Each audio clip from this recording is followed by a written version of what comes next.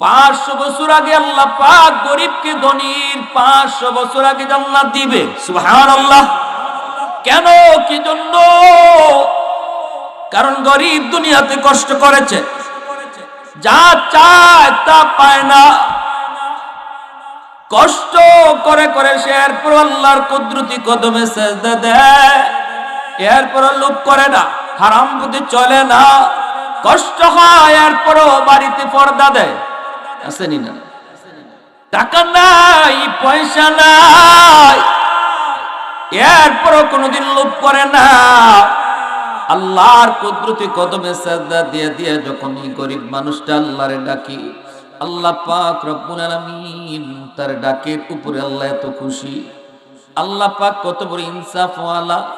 আল্লাহ বলে, বান্দা, ধনী মানুষটাও তোমার সাথে নামাজ আদায় করেছে, একই সাথে নামাজ পড়েছে, গরিবও নামাজ পড়েছে, ধনীও নামাজ পড়েছে, একই মসজিদে এক কাতারে নামাজ পড়েছে, দুজন সমান ক্যাটাগরির মুসল্লি, দুজন সমান ক্যাটাগরির আল্লাহওয়ালা, একজনের চেয়ে আরেকজন বেশি না।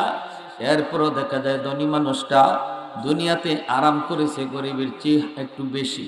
গরিবের চেয়ে বেশি কয় কি পরিমাণ? হায়াত যতদিন ছিল এতদিন ধনী মানুষ দুনিয়াতে আরাম করেছে, যা চাইছে তা পাইছে, গরিবে যা চাইছে তা পায় নাই। আল্লাহ পাক ইনসাফ করে বলেন, বান্দা, তুমি যে এর উপরে সবর করেছ, আমি আল্লাহর উপরে কোনো অভিযোগ আনো নাই। এই কথা বলো নাই, মালিক আমারে কেন তুমি গরিব বানাইছো, আমি তোমার বন্দেগী করব না, আমি তোমার উপরে নারাজ, আমি তোমার উপরে খুশ না, এমন কথা বলে নাই, বলে নাই। বরং সে এরপর আল্লাহর উপরে খুশি। আল্লাহ বলে, বান্দা না, দেখ, তোর যে গরিব আরামের দিক দিয়া দুনিয়াতে আগে ছিল 70 বছর, 80 বছর, 60 বছর, কিন্তু আখিরাতের জীবনে আমি আল্লাহ 60-70 বছর তোমাকে আরাম বেশি দিব না, বরং ধনীর চেয়ে 500 বছর আগায় দিব। কত বড় ইনসাফ, কত বড় ইনসাফ আল্লাহ পাকের। 60 বছর আগে গরিবরে আল্লাহ আরামের ব্যবস্থা করব এমন না, 500 বছর আগে আরামের ব্যবস্থা করব। আমি যদি 60 বছরে হায়াতের জীবনে ধৈর্য ধরতে পারি, আল্লাহ আমাকে 500 বছর আগায় দিবে।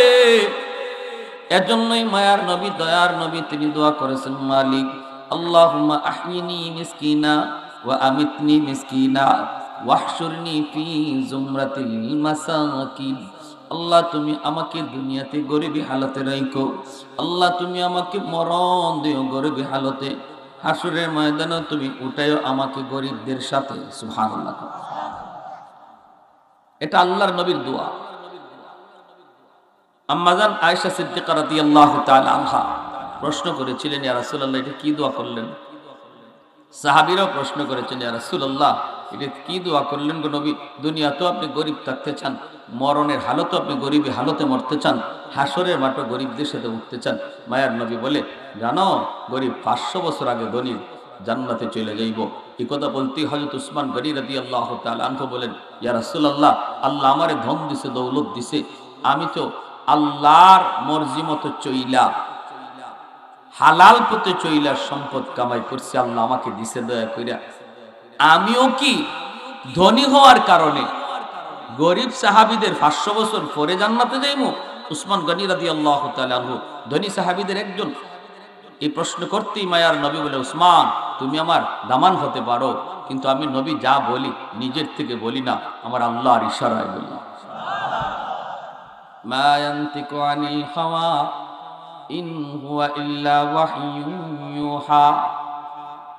যা কিছু আল্লাহ বলে, আল্লাহর নবী বলেন, বলুন তো নিজের থেকে না আল্লাহর থেকে? আল্লাহর থেকে বলেন। এজন্যই মায়ার নবী বলেছেন, উসমান, আমি নবী নিজের থেকে কিছু বলি নাই, তুমি আমার জামাতা হতে পারো, দামান হতে পারো রে উসমান, কিন্তু শুনো, তোমার থেকে সাহায্য নিয়ে নিয়ে যে সাহাবীরা চলছে, যারা তোমার কাছ থেকে দাঁড় নিয়ে নিয়ে চলছে, যারা তোমার কাছ থেকে সহযোগিতা পায়ে পায়ে চলছে, এই গরিব সাহাবীরাও তুমি উসমানের 500 বছর আগে তারা জান্নাতে যাবে। উসমান গনি রাদিয়াল্লাহু তাআলা আনহু এই কথা শোনা মাত্রই তিনি বলেন, ইয়া রাসূলুল্লাহ, কোন যুক্তিতে, কোন কারণে গো নবী? কেন? সম্পদের কারণে বুঝি আমি জান্নাতে পড়ে যাইব? কেন, কি জন্য? আমি তো সম্পদের হক আদায় করি, গরিবকে দান করি, সম্পদের যথাযথ যাকাত দেই, হালাল পথে সম্পদ কামাই করি, হালাল পথে সম্পদ ব্যয় করি। কেন, কি জন্য আমি পড়ে যাব? কোন কারণে? আল্লাহ নবী, রহমতের নবী বলে, উসমান, এই কথাটা তুমি বুঝি বুঝতে চাও রে উসমান? উসমান বলেন, নবী গো, আমি একটু বুঝতে চাই। মায়ার নবী, দয়ার নবীর সাথে সাথে মসজিদে নববীর ভিতরে একজন গরিব সাহাবী, এই গরিব সাহাবীকে নবী পরে ডাক দিলেন। আগে ওসমান গনিকে নবী বললেন, ওসমান, কেন হাসরের ময়দানে গরিব 500 বছর আগে জান্নাতে যাবে? কারণটা শোনো। তুমি নিজে আজকে আমাকে শোনাও, ফজরের পর থেকে নিয়ে এখন পর্যন্ত কি কি তুমি খাইছো? আমি নবীর কাছে একটু হিসাব দাও। ওসমান গনি কয়, নবী গো, ঘুম থেকে ওঠার পর আমি বাসি রুটি খাইছি, নাস্তার সময় নাস্তা করেছি, দুপুর বেলা বোনা গোশত রুটি খেয়ে আপনার কাছে এসেছি। আল্লাহর নবী, রহমতের নবী বলেন, ঠিক আছে, তুমি বসো। এই কথা বলতি মায়ার নবী বলেন, আমার আব্দুল্লাহ ইবনে মাসউদ, গরিব সাহাবীদের ভিতরে একজন সাহাবী, আব্দুল্লাহ ইবনে মাসউদ রাদিয়াল্লাহু তাআলা আনহু, ওনাকে নবী ডাক দিয়ে বলেন, আব্দুল্লাহ, একটু দাঁড়াও রে, আজ তুমি কি কি খাইছো নবীকে শোনাও। আব্দুল্লাহ ইবনে মাসউদ মসজিদে নববীর এক কোনায় তিনি বসা। মায়ার নবী ডাক দিতে তিনি দাঁড়ায় গেলেন। এরপরে মায়ার নবীর দিকে আর তাকাইতে পারেন না, মাথাটা নিচের দিকে দিয়া চোখের পানি জড়ায় জড়ায় কাঁদতে লাগলেন। আল্লাহর নবী কয়, আব্দুল্লাহ, বলো না, একটু বলো, আজ সারাদিন তুমি কি খাইছো? আব্দুল্লাহ ইবনে মাসউদ চোখের পানি ছেড়া কই, নবী গো, আপনি যদি আমাকে এই কথা জিজ্ঞেস না করতেন গো নবী, আমি কারো কাছে বলতাম না, কিন্তু আপনি জিজ্ঞেস করে আমি বলতে বাধ্য হয়েছি। ওগো নবীজি, সকাল থেকে নিয়ে বিকাল পর্যন্ত আমি আব্দুল্লাহ একটা খেজুরের দানাও খাইতে পারি নাই। আল্লাহ নবী, রহমতের নবী, চোখ দিয়া পানি জোরে, সাহাবায়ে কেরাম তারাও কান্না করে। আব্দুল্লাহ ইবনে মাসউদ এত বড় জলিলুল কদর একজন সাহাবী, সকাল থেকে নিয়ে বিকাল পর্যন্ত কিছুই খাইতে পারেন নাই, কিছুই খাওয়ার পান নাই। আল্লাহর নবী তখন বলেন, আব্দুল্লাহ, একটু বসো। বসার পরে মায়ার নবী তখন বলেন, ওসমান, ও ওসমান, এইবার তুমি হিসাবটা একটু মিলাও। হাসরের ময়দানে আল্লাহ পাক জিজ্ঞেস করব, 5টা প্রশ্নের জবাব না দিয়া কেউ আল্লাহর সামনে কদম বাড়াতে পারবে না। এর ভিতরে একটা প্রশ্ন হলো, মিম্মালিহি মিন আইনা ইকতাসাবাহু ওয়া ফীমা আনফাকাহু, সম্পদ তুমি কোন পথে কামাই করেছো, সম্পদ তুমি কোন পথে ব্যয় করেছো? এই প্রশ্নটা গরিব ধনী সবাইকে দেওয়া লাগবে, সবাইকে দেওয়া লাগবে, সবাইকে দেওয়া লাগবে। ওসমান, তোমরা ধনীরা এক কাতারে লাইনে দাঁড়াইছ, তোমার পিছনে আমার আব্দুল্লাহ মনে করো লাইনে দাঁড়াইছে। সম্পদ তোমার বেশি, সময় লাগবে বেশি। যেমন ভাবে আজকে একদিনের হিসাব তুমি আমারে দিছো, 3 কথা বলতে হয়েছে। বাসি রুটি খেয়েছি, ঘুম থেকে উইটা নাস্তার সময় নাস্তা করেছি, দুপুর বেলা খানা খেয়েছি, খানা খেয়েছো হালাল, কোনো অসুবিধা নাই। তোমার সম্পদের মধ্যে, তোমার কামাইয়ের ভিতরে কোনো বেজাল নাই। কিন্তু একদিনের হিসাব দিতে 3 কথা কইছো, 3 কথা টাইম লাগছে বেশি। আমার আব্দুল্লাহ একদিনের হিসাব এক কথায় দিয়ে দিছে, কিছুই খাইতে পাই নাই।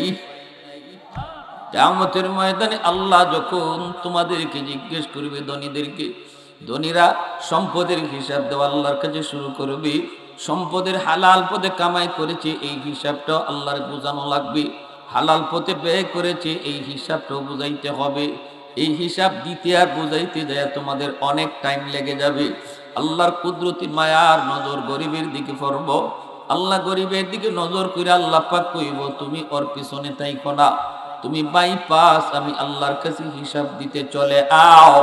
কারণ তোমার সম্পদ কম, সময় লাগবে কম, তোমাদের হিসাব দিতে টাইম যত বেশি লাগবে। গরিব কম কথায় এক কথায় উত্তর দিয়া মিনিমাম 500 বছর আগে জান্নাতে চলে যাবে। আর একটু জোরে বলি সুবহানাল্লাহ। আহাদুল লাইসা কামিসলি সামাদুল লাইসা কাফদলি লিমানিল মুলকু তুগু ইতু সাজাওয়ার খুদাই তো খুদাওয়ান্দে আমি নি তো খুদাওয়ান্দে ইয়াসারি তো খুদাওয়ান্দে জামি নি তো খুদাওয়ান্দে সামাই তু রহিমি তু করিমি তু সামিঈ তু বসিরি তু মুইদ্দি তু মুযিল্লি তু মালিকিল আরশি বাজাই বরি আজ খুরদন ও খুফতন বরি আজ তুহমতে মরদন বরি আজ বিম উমিদি বরি আজ রঞ্জ বালাই। আল্লাহু আকবার। আল্লাহ নবী রহমতের নবী এও সুসংবাদ দিয়েছেন। একই মসজিদে দুনিয়ার গরিব নামাজ পড়লো, দুজন একসাথে হাত উঠাইল। নবী বলেন জানো নি কার দোয়া আগে কবুল হবে? নবী বলেন ধনীর আগে গরিবের দোয়া কবুল হবে। শুধু তাই না, গরিব যদি তার দোয়ার সাথে 10,000 দিরহাম আল্লাহর রাস্তায় দান করে, লক্ষ টাকার উপরে যদি সে আল্লাহর করে দান করে, তবুও গরিবের খালি হাতের দোয়া আল্লাহর কাছে আগে কবুল হয়ে যায়। কেন, কি জন্য আল্লাহর কাছে এত মায়ার? এত মায়ের একমাত্র কারণ হলো বান্দা গরিবে হালতো তুমি আমাকে বলো নাই, আমি তোমারে যা চাইছো তা দুনিয়াতে দেই নাই। কষ্ট করে সন্তান নিয়ে লেখাপড়া করাইছো, কষ্ট করে সন্তান নিয়ে তুমি চলছো। এক হাদিসে আল্লাহর নবী রহমতের নবী বলেন গরিব আল্লাহর দেওয়া কম রিজিক পায়া সন্তুষ্ট, আল্লাহ তার কম আমল পায়া সন্তুষ্ট। যে আল্লাহর দেওয়া রিজিক কম পায়া সন্তুষ্ট, আল্লাহ তুমি আমারে যা দিছো এর উপরে সবর। আল্লাহ কয় বান্দা তোমারও কম আমলে আমি আল্লাহ সন্তুষ্ট। সুবহানাল্লাহি ওয়া বিহামদিহি সুবহানাল্লাহিল আযীম। কত বড় সুসংবাদ, কত বড় সুসংবাদ। এজন্য আল্লাহ পাক রব্বুল আলামিন কয় ফাইদা কুদিয়াতিস সালাত ফান্তাশিরু ফিল আরদ ওয়াবতাগু মিন ফাদলিল্লাহ।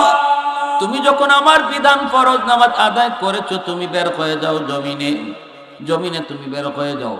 তুমি যদি আমি আল্লাহর হুকুম ফরজ নামাজ আদায় করেছো, এইবার কৃষক হলে জমিনে, ব্যবসায়ী হলে দোকানে, চাকুরিজীবী হলে চাকুরি টেবিলে, যে যে কর্মস্থলে আছো সেই কর্মস্থলে বের হও।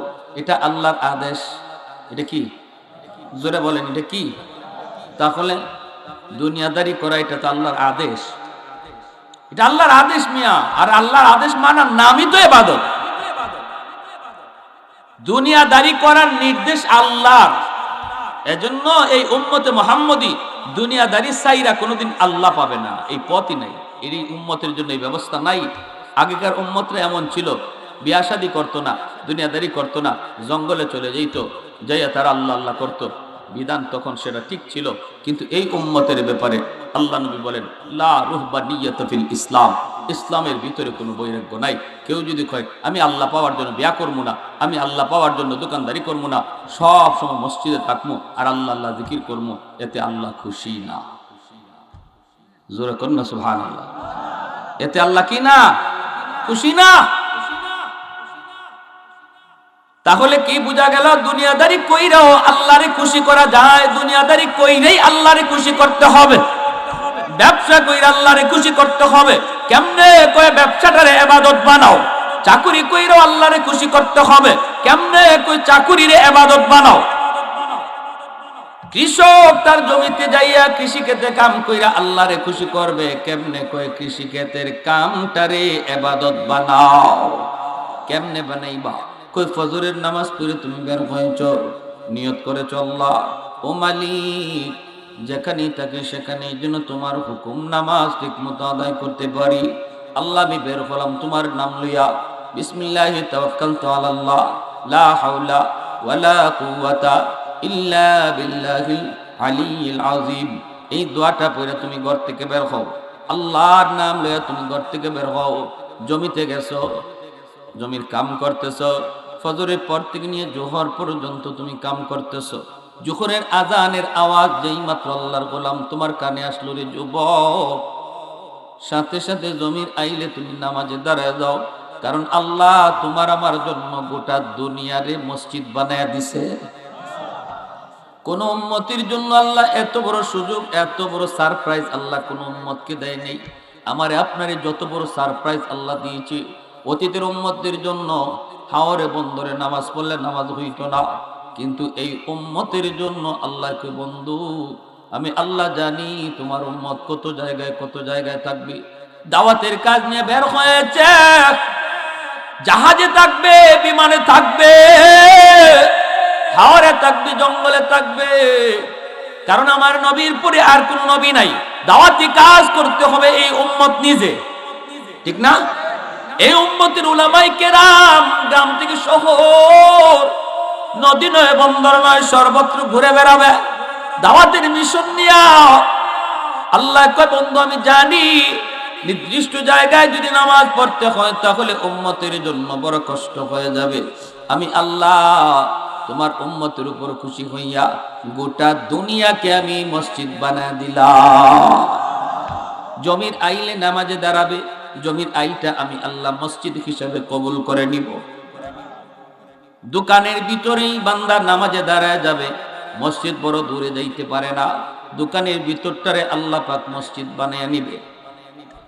ভাইয়েরা বন্ধুরা জন্য বলতেছিলাম, আল্লাহ পাক রব্বুল আলামিন কয়, বান্দা যখনই তুমি ফজরের পর থেকে নিয়ে জোহর পর্যন্ত, ফজরের পর থেকে নিয়ে জোহর পর্যন্ত তুমি নামাজ পড়লা, এই আয়াতের তাফসীরের মধ্যে মুফাসসিরিন কেরাম লিখেন, জোহরের সময় যখনই তুমি ক্ষেতের আইলে নামাজে দাঁড়ায় গেছো, আল্লাহ পাক ফেরেশতাদেরকে ডাক দেয়া বলে, ফেরেশতারা শুন, ওই যে দেখ আমার বান্দা আযান হয়েছে, জমির আইলে নামাজে দাঁড়ায় গেছে।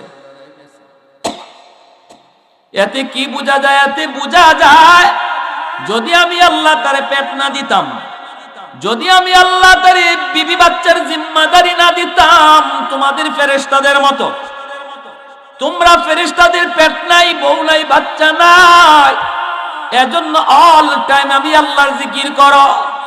কিন্তু আমার বান্দারে আমি আল্লাহ পেট দিছি, আমি আল্লাহ তারে বিবি বাচ্চা দিছি, অনেক জিম্মাদারি তারে দিয়ে দিছি।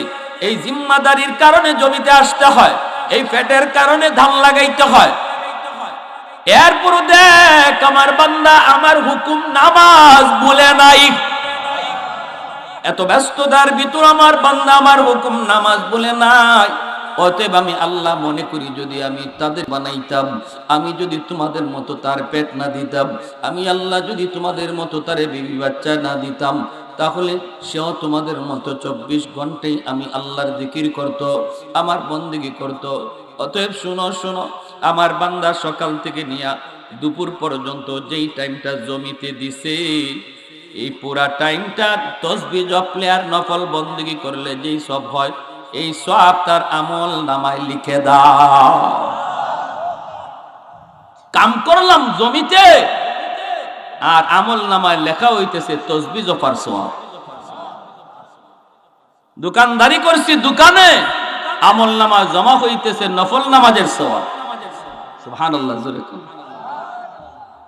এজন্য একজন মানুষ হাওরে বন্দরে কাম কইরেও সে আল্লাহর ওলির খাতায় নাম লেখাইতে পারে। একজন মানুষ দোকানদারি কইরা, চাকরি বাকরি কইরাও সে আল্লাহর ওলির খাতায় নাম লেখাইতে পারে। তার গোটা জিন্দেগিটারে সে ইবাদতে শামিল করতে পারে। এজন্য মুমিনের প্রতিটা কদম ইবাদত, মুমিনের হাসিটা ইবাদত, মুমিনের কান্না ইবাদত, মুমিনের ঘুম ইবাদত, মুমিনের বসা ইবাদত, মুমিনের খাওয়াটাও ইবাদত। সুবহানাল্লাহ। জুন্নুন মিসরি রহমাতুল্লাহি আলাইহি বহুত বড় আল্লাহর ওলি। যুবক একটু মনোযোগ দিয়ে শুনো, বহুত বড় আল্লাহর ওলি জুন্নুন মিসরি এক যুবকের ঘটনা শোনাই। ইনি নদীর পার দিয়ে হাঁটতেছেন, আর দেখেন নদীর কিনারে একটা বিচ্ছু দাঁড়ায় রয়েছে।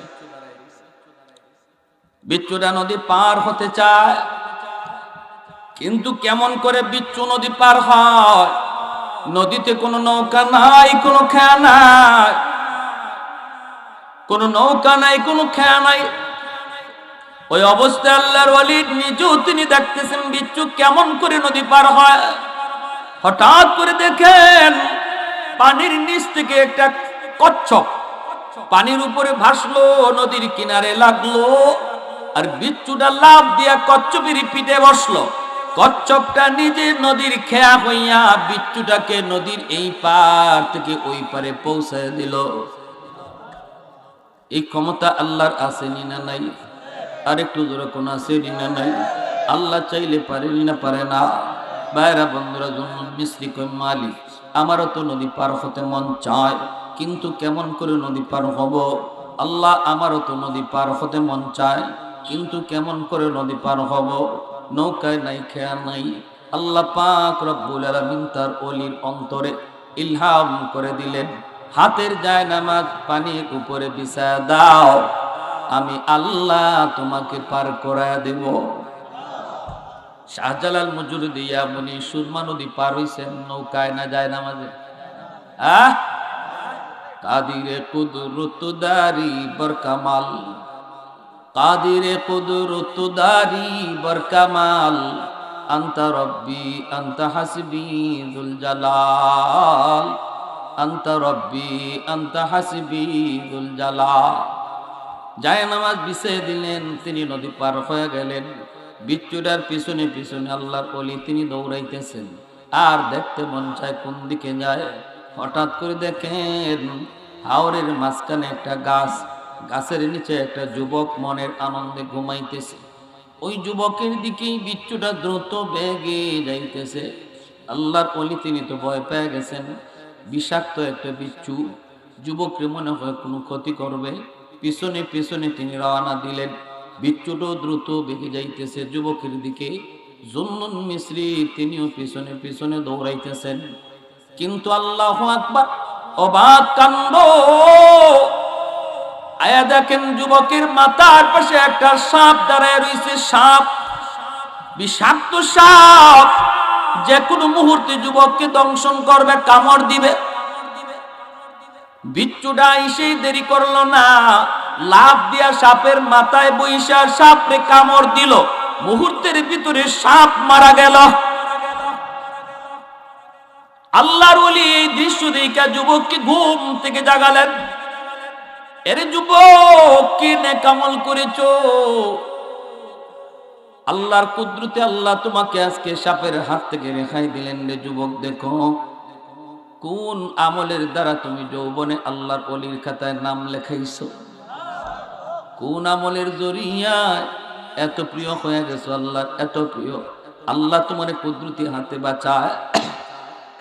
যুবক চোখের পানি চাইরা কান্দে আর কয়, আল্লাহর ওলি গো, আমার তো তেমন কোনো নেকামল মনে পড়ে না,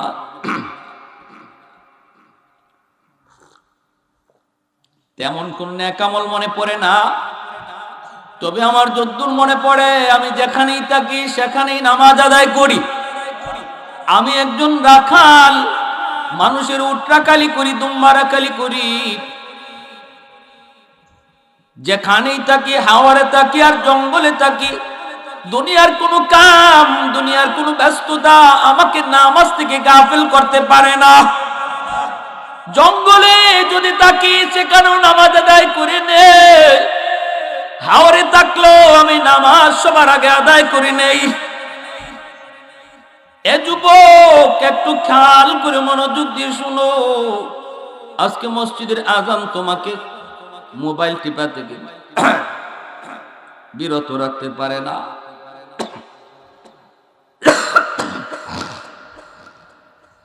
তোমাকে মসজিদের আজান মোবাইলের গেম খেলা থেকে তোমারে ফিরাইতে পারে না রে যুবক। অথচ যুবক যৌবনের ইবাদতের দ্বারা আল্লাহর ওলি হয়, কারণ বৃদ্ধ বয়সে ইবাদত আল্লাহ বানাইছে কুন ফায়াকুন বইলা, কিন্তু আমারে আপনারে আল্লাহ পাক কুন ফায়াকুন বইলা বানায় নাই। আমারে আপনারে আল্লাহ তার নিজের হাত দিয়া বানাইছে। খালাকতু বিয়াদাইয়া, আল্লাহ বলে আমি আমার নিজের হাত দিয়া বানাইছি। কেন বানাইছি জানোনি? কারণ এই চেহারার মধ্যে এত দামি কপাল, এই কপাল দিয়া বান্দা আমার কুদরতি কদমে সেজদা দিবি। এই কপাল এত দাম, এত দাম, ফেরেশতাদের হাতে বানাইলে হয় না, কুন ফায়াকুন বললেও হয় না। আমি আল্লাহ নিজের হাতে বানাইছি। আল্লাহ বলে, শুন, 4টা শ্রেণী জমিনে যতদিন থাকবে ততদিন আমি আল্লাহ জমিন টিকায় রাখবো। কারণ আমি মানুষ বানাইছি আমার গোলামির জন্য। জমিনে যতদিন পর্যন্ত লাউলা মাশাইকু রুক্কা, আমার কিছু বৃদ্ধ বান্দা বান্দি আছে, চুল দাড়ি সাদা হয়ে গেছে, কোমরে তার ব্যথা, হাঁটুতে তার ব্যথা, সেজদা দিতে পারে না, কষ্ট হয়। এরপরে কষ্ট করে আমি আল্লাহর কদমে সেজদা দেয়। আমার ওই বৃদ্ধ বান্দা বান্দির সেজদার দিকে তাকাইলে এই জমিনের প্রতি আমার মায়া লেগে যায়। 2 নম্বরে আল্লাহ বলেন, এখনো জমিনের ভিতরে কিছু যুবক রয়েছে, যে যুবকগুলি যৌবনের পাগলামি করে না, যৌবনে যাত্রায় যায় না, উরুসে যায় না, যৌবনে মেলায় যায় না, যৌবনে সে কোরআনের মাহফিলে বসে, যৌবন কালী তারে মসজিদে পাওয়া যায়, যৌবনে তারে রমজানে রোজা রাখতে দেখা যায়। তার যৌবনের চাহিদা হলো গুনাহ করা, যৌবনের চাহিদা হলো গানের আসরে যাওয়া, যৌবনের চাহিদা হলো চুরি করা, ডাকাতি করা, যৌবনের চাহিদা হলো জিনা ব্যভিচার করা, যৌবনের চাহিদা হলো মানুষের সাথে গরমি হালতে বেয়াদবি করা। এরপরও করে না। আমি আল্লাহর ভয়, আমি আল্লাহর ভয় আমার মহব্বত তার অন্তরে জমায়ে নিছে। দুনিয়ার হারাম প্রেম ভালোবাসা অন্তরে নেয় নাই, অন্তরের ভিতরে আমি আল্লাহর প্রেম জমায়ে রাখছে। ওই যুবকের কলিজার দিকে আমি আল্লাহ যখন তাকাই, তখন এই জমিনের প্রতি আমার মায়া লেগে যায়। ওয়াল আনআমুরুত্তা, আল্লাহ বলেন, আর এই জমিনে কিছু পশু পাখি আছে, এই পশু পাখিকে আমি আল্লাহ আমার বন্দিগির জন্য বানাইছি না। এই পশু পাখির উপরে নামাজ নাই, রোজা নাই, এই পশু পাখির উপরে হাঁস মুরগি গরু ছাগলের উপরে শরীয়তের কোনো বিধান নাই। যদি জমিনে আযাবার গজব নামে, তাহলে গরু ছাগলগুলি এরাও গজবে শামিল হয়ে যায়, অথচ এদের কোনো অন্যায় ছিল না, অপরাধ ছিল না। পশু পাখি গরু ছাগল হাইওয়ানগুলির দিকে তাকাইলো এই জমিনের প্রতি আমার মায়া লাগে।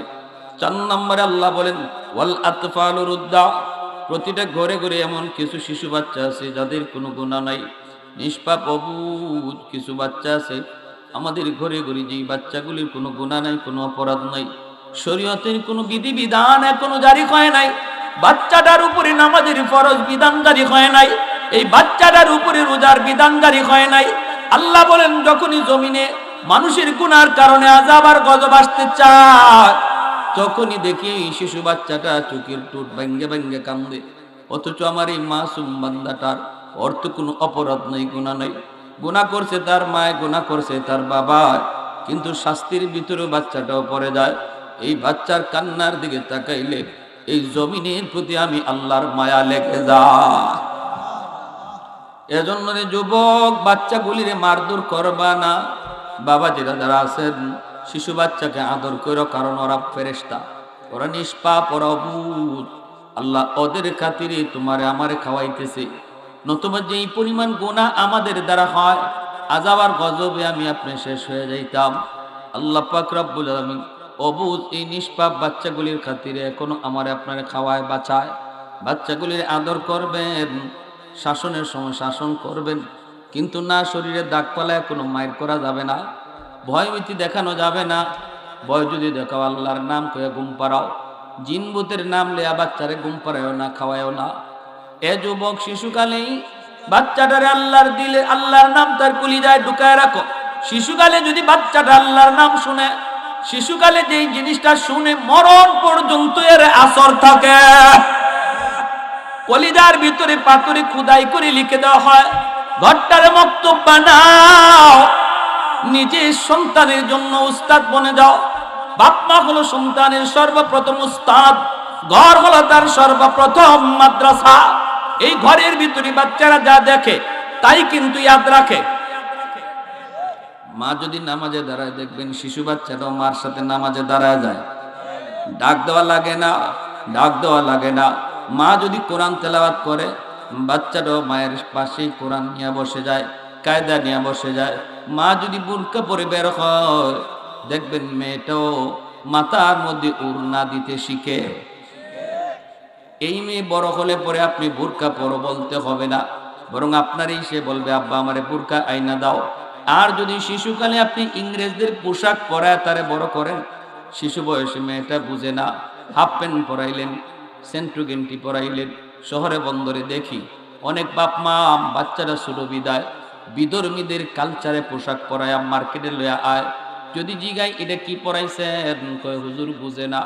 তখন আমি বলি ভাই রে, আমার নবী বলছেন যে বাপ মায় কয় শিশু বুঝে না, এই বাপ মা বুঝে না, শিশু ঠিকই বুঝে। এই বাচ্চা বড় হওয়ার পরে যদি পথভ্রষ্ট হয় আর হুজুরের কাছে পানি ভরা নিতে আয়, বাপ মারে আগে এক কলস পানি ভরা দিবেন। বাচ্চার লাগে যদি এক গ্লাস পানি দেওয়া লাগে, বাপ মার লাগে দিতে হইব এক কলস পানি ভরা। কারণ বাপ মা দায়ী। কুল্লু মাউলুদিন ইউলাদু আলাল ফিতরা ফাআবাওয়াহু ইউহাব্বিদানিহি আও ইউনাসসিরানিহি আও ইউমাজ্জিসানিহি আও কামা ক্বালা নবিয়্যু আলাইহিস সালাম। নবী বলেন, সমস্ত সন্তান দুনিয়াতে আগমন করে আল্লাহর পরিচয় লইয়া মঈনুদ্দিন চিশতি আব্দুল কাদের জিলানীর মতো ওলি হয়ে আসে। এই উলায়াত নষ্ট করার পিছনে এক নাম্বার দায়ী নবী বলেন তার মা, এক নাম্বার দায়ী হলো তার বাবা। হাসরের মাটি ওই বাপ মার বিরুদ্ধে সন্তান আল্লাহর আদালতে মামলা দিব। রব্বানা আতিহিম দিফাইনি মিনাল আযাব ওয়াল আনহুম লানান কাবীরা। আল্লাহ আমার মারে ডাকো, আল্লাহ আমার বাবারে ডাকো। আমি তো তোমারে ভালো করে চিনি, দুনিয়াতে আইছিলাম, কিন্তু আমার বাপ মা কেন আমারে এই পরিবেশে বড় করলো, যেই পরিবেশে বড় হয়ে আমি তোমারে ভুলে গেছি। আমার বাপ মারে আগে জাহান্নামে দাও, আমারে যেই পরিমাণ শাস্তি তুমি দিবা, বাপ মারে ডাবল শাস্তি দাও, ডাবল। এজন্য বাবা, অনেক বাপ মা সন্তানের মামলায় আল্লাহর আদালতের কাঠগড়ায় দাঁড়ায় থাকবে। যদি কাঠগড়ায় আসামি হওয়া থেকে বাঁচতে হয়, শিশুকালে বাচ্চাটারে ধর্মীয় শিক্ষায় বড় করা লাগবে। ঠিক কিনা জোরে কম? ডাক্তার বানান, ইঞ্জিনিয়ার বানান, বাধা নাই, এটা দরকার, কিন্তু বলবো শিশুকালে তারে কোরআন শিখান, দিন শিখান। ঠিক কিনা ভাই? হ্যাঁ, কিয়ামতের আগে মানুষের সংখ্যা যখন এরকম খুব কমে যাবে ইমানদারের, তখন আল্লাহ কবে না তে আর রাখা দরকার নাই, আয়োজনটা অনেক বড়, কয়েকজনের লাগে। তখন আল্লাহ পাক ইয়ামেন থেকে একটা বাতাস ছাড়বে। ফাআরসালা রিহাম মিনাল ইয়ামান, হাদিস শরীফ আল্লাহ নবী বলেন, ওই বাতাসটা ইমানদারের গায়ে লাগবো। সব ইমানদার যারা অল্প অল্প ছিল, বাংলাদেশে 2 জন, ভারতে 10 জন, এরা সব মারা যাইব। তখন দুনিয়াতে আর আল্লাহ বলার একজন লোক থাকবে না।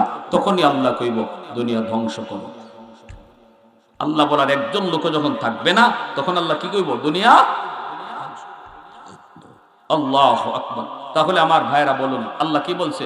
দুনিয়াতে পাঠাইছে আমি আপনি যদি ঘুমাই, আমি আপনি যদি খাই, আমি আপনি যদি দোকানদারি করি, এগুলো ইবাদতে শামিল হয়নি না? হয় না? এশার নামাজ পড়ে আল্লাহর বান্দা তুমি ঘুমাইছো, ফজরের নামাজটা পড়া টার্গেট রাখো, নিয়ত রাখো, পুরা রাত ঘুমটা আল্লাহ পাক ইবাদতের ভিতরে শামিল করে দিবে। খাওয়ানোর শুরুতে তুমি খানা খাইতেছো, আল্লাহর নাম লইয়া খানা খাও, বিসমিল্লাহি আলা বারাকাতিল্লাহ এই বইলা তুমি খানা খাও, আল্লাহ তোমার রিজিক খাইতেছি, হালাল রিজিকটা খাও। খানা শেষে আলহামদুলিল্লাহ কয়ে শুকরিয়া আদায় করো। ভাত খাইলা তুমি, পেট ভরলো তোমার, কিন্তু পুরা খাওয়ানোর টাইমটা আল্লাহ পাক তাসবিহ জপলে যে সওয়াব হইতো, ওই পরিমাণ সওয়াব আমলনামায় দান করবেন।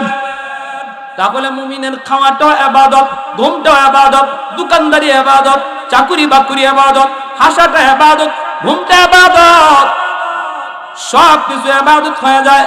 এজন্য আল্লাহ পাক বলছে, বান্দা আমি তোমারে দুনিয়াতে পাঠাইছি কেন জানোনি? আমার গোলামি করার জন্য। তার মানে তোমার ঘুমরে ইবাদত বানাও, খাওয়ারে ইবাদত বানাও, ব্যবসারে ইবাদত বানাও, চাকরির ইবাদত বানাও, গোটা দুনিয়াদারিটার ইবাদত বানাও। এই উদ্দেশ্যে আল্লাহ আমাকে আপনাকে পাঠাইছে। ঠিক কি না ভাই?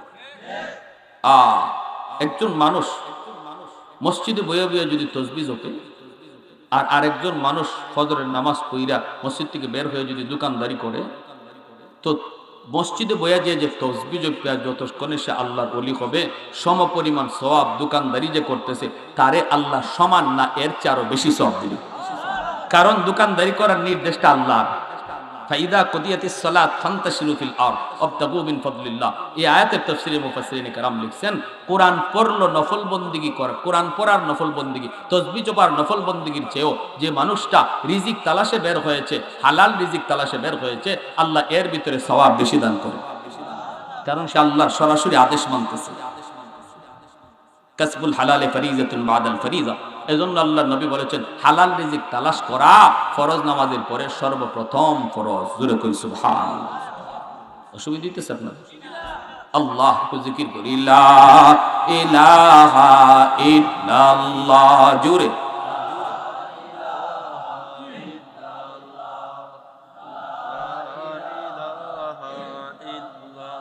জোরে লা ইলাহা ইল্লাল্লাহ।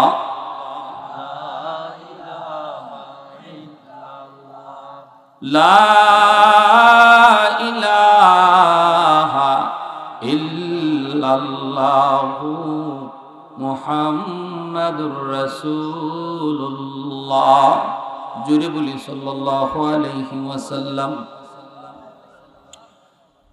আমরা তো আজকে দুনিয়াদারি লইয়া প্রতিযোগিতায় মগ্ন। কার 1 কের আছে, আমার 2 কের লাগবো, তার জমি আছে 3 কের, আমার লাগবো 4 কের। এইগুলো আমাদের ভিতরে দুনিয়াদারি নিয়ে প্রতিযোগিতা। কিন্তু নবীর সাহাবায়ে কেরামের ভিতরে প্রতিযোগিতা ছিল পরকালের আখিরাতের আমল লইয়া। ঠিক যে উদ্দেশ্যে আল্লাহ আমাকে বানাইছে, এই উদ্দেশ্য নিয়ে ছিল তাদের ভিতরে প্রতিযোগিতা। এজন্যই তো হযরত আবু বকর সিদ্দিক রাদিয়াল্লাহু তাআলা আনহু ওমর ফারুক রাদিয়াল্লাহু তাআলা আনহুকে বলে, ভাই ওমর, ও ভাই ওমর, আমার মনে হয় তোমার জীবনের নেকি আমি আবু বকরের চেয়ে বেশি।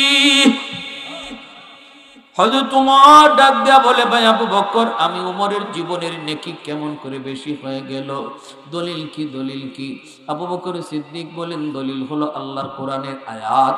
আল্লাহ কোরআনের ভিতরে বলেছেন, ইল্লা মান তাবা ওয়া আমানা ওয়া আমিলা আমালান সালিহা ফাউলাইকা ইউবাদদিলুল্লাহু সাইয়্যাতিহিম হাসানাত।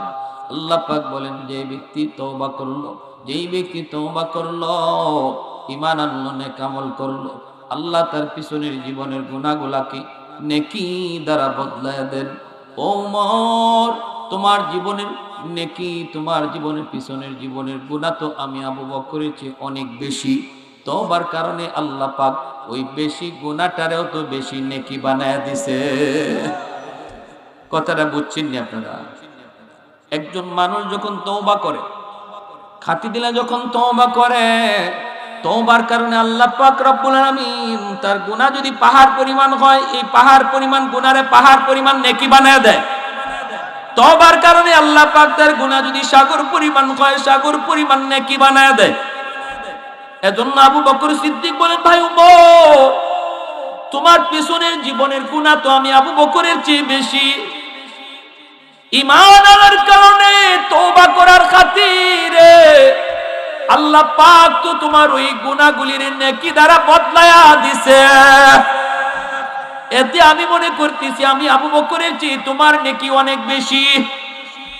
এমনি হযরত ওমর বলেন, ভাই আবু বকর, আমি এত কিছু বুঝি না, সুদা মানুষ, আসো আমরা একটা বদলা বদলি করি। কই কেমনে? কই আমি ওমর আমার জীবনের সব নেকি তোমারে দিয়া দিব, আর তুমি তোমার জীবনের সব নেকি লাগবে না, আমাকে তোমার জীবনের 1 রাতের নেকি দিয়া দাও। আবু বকর সিদ্দিক বলেন, ভাই ওমর, এটা কোন রাতের নেকির কথা বলছ? এমনি সিদ্দিক আকবরকে ওমর ডাক দিয়া বলেন, সেই রাতটা হলো মায়ের নবীর সাথে হিজরতের রাত। যেই রাতে তুমি আমার মায়ের নবীকে নিয়ে হিজরত করেছ, যেই রাতের অপেক্ষায় তুমি 40টা রাত ঘুমাও নাই রে, 40টা রাত তুমি আবু বকর ঘুমাও নাই।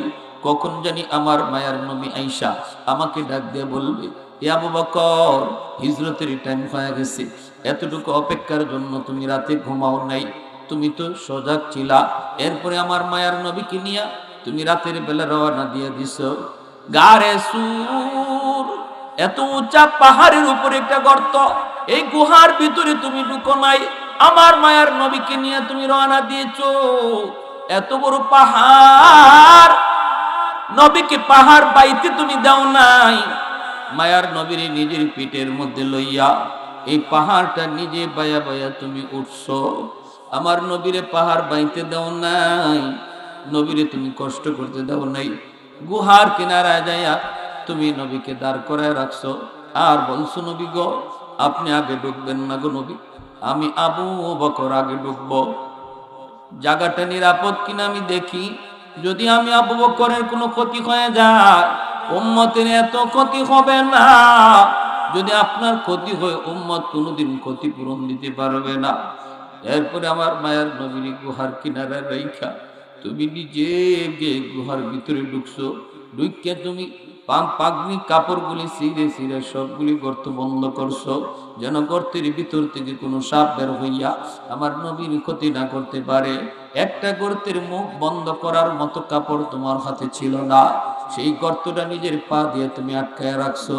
এরপরে মায়ার নবী তুমি গুহার ভিতরে লুকাইয়া, তোমার ঘুমের প্রয়োজন ছিল বেশি, কিন্তু নিজে না ঘুমাইয়া আমার মায়ার নবীরে তোমার উরুতে ঘুম পাড়াইছ। বলুন তো দেখি, 40টা রাত যে ঘুমায় নাই, তার বেশি ঘুমের প্রয়োজন না? আবু বকর সিদ্দিক 40 রাত ঘুমান নাই, কিন্তু নিজে না ঘুমায়া নবীরে ঘুম পাড়াইছেন।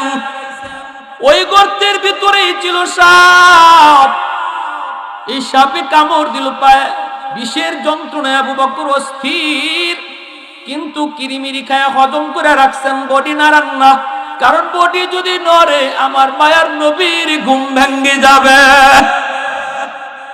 বিষের যন্ত্রণা তুমি হজম করেছো, তবু আমার নবীর ঘুম ভাঙবে বিদায় তুমি শরীর নাড়া দাও নাই। এক ফোঁটা চোখের পানি নবীর গাল মুবারকে পড়লো, নবীজির ঘুম ভেঙে গেল। এরপরে নবী লব লাগাই দিলেন, বিষাক্ত সাপের বিষ পানি হয়ে গেল। ও আবু বকর, আমি উমর আমার জীবনের সব নেকি তোমারে দিয়া দিলাম, বিনিময়ে আমাকে ওই এক রাতের নেকি দিয়া দাও। আবু বকর সিদ্দিক বলে, রে ভাই উমর, আমি নিজেও তো জানি না এই রাতে আমার কি পরিমাণ নেকি হইছে, চলো আমরা আল্লাহ নবীর কাছে যাই, যাই একটু বুঝি, আগে দেখি আমি ঠকবো না জিতবো। এটা নবীর একটু জিগাই। আল্লাহ নবীর কাছে দুজন হাজির। আল্লাহ নবী জিজ্ঞেস করে, কেন আইছো? সিদ্দিক আকবর বলে, মায়ার নবী গো, একটা জিনিস জানতে এসেছি গো নবী, আমরা দুজন জীবনের নেকি বদলা বদলি করতে চাই। ওমর তার জীবনের নেকি আমাকে দিতে চায়, আমি আবু বকর আমার জীবনের সব নেকি ওমর চায় না, চায় শুধু এক রাতের নেকি। অথচ এক রাতে আমার কি পরিমাণ নেকি হয়েছে আমি আবু বকর আজও জানি না। আল্লাহ নবী জিজ্ঞেস করে, আবু বকর কোন রাত? সিদ্দিক আকবর করে, নবী গো, সেই রাত হলো আপনার সাথে হিজরতের রাত। এইবার দয়ার নবী কো, আবু বকর আমি নবী বলবো না, তুমি বদলাবা কি বদলাবা না, আমি নবী বলবো না, এটা তোমাদের সিদ্ধান্ত। তবে শুনো রে আবু বকর, ওই রাতে তোমার কি পরিমাণ নেকি হয়েছে, গোটা উম্মতের সমস্ত নেকি যদি এক পাল্লায় রেখে দেওয়া হয়, শুধু উমরের না, গোটা উম্মতের নেকি যদি এক পাল্লায় রেখে দেওয়া হয়, আর তোমার এক রাতের নেকি এক পাল্লায় রাখা হয়, তোমার পাল্লা ভারী হয়ে যাবে। सिद्दीक तेरा नाम से इस्लाम रहेगा, सिद्दीक तेरा नाम से इस्लाम रहेगा, दुनिया की सदाकत में तेरा नाम रहेगा, फारूक तेरा नाम से इस्लाम रहेगा, दुनिया की अदालत में तेरा नाम रहेगा, उस्मान तेरा नाम से इस्लाम रहेगा, दुनिया की सखावत में तेरा नाम रहेगा, हैदर तेरा नाम से इस्लाम रहेगा, दुनिया की शजाअत में तेरा नाम रहेगा, मुआविया तेरा नाम से इस्लाम रहेगा, दुनिया की सियासत में तेरा नाम रहेगा। अल्लाहु আকবার। মুসলমানের আওয়াজে কই আল্লাহু আকবার। কই না ভাই উমর, যদি এমন হয় তাহলে আমি বদলা বদলি করতে রাজি, করতে রাজি না। তাহলে প্রতিযোগিতা ছিল তাদের আমল নেয়া। এজন্য আমার ভাইয়েরা আসুন, আল্লাহ আমাদেরকে যে উদ্দেশ্যে দুনিয়াতে পাঠাইছেন, যে আল্লাহর গোলামি কিভাবে গোটা জিন্দগিটারে যেন আল্লাহর গোলামের ভিতরে বানাইতে পারি, এই উদ্দেশ্যে আল্লাহ আমাদেরকে পাঠাইছে। 5 ওয়াক্ত নামাজ পড়লাম, কিন্তু নামাজ থেকে বের হয়ে আরেকজনের গীবত করলাম, নামাজ থেকে বের হয়ে আরেকজনের জমির আইল কাটলাম না, এই ধরনের বন্দেগী করার জন্য আল্লাহ পাঠাই নাই। আল্লাহ পাঠাইছে আমার গোটা জিন্দগিটারে যেন বন্দেগী বানাইতে পারি।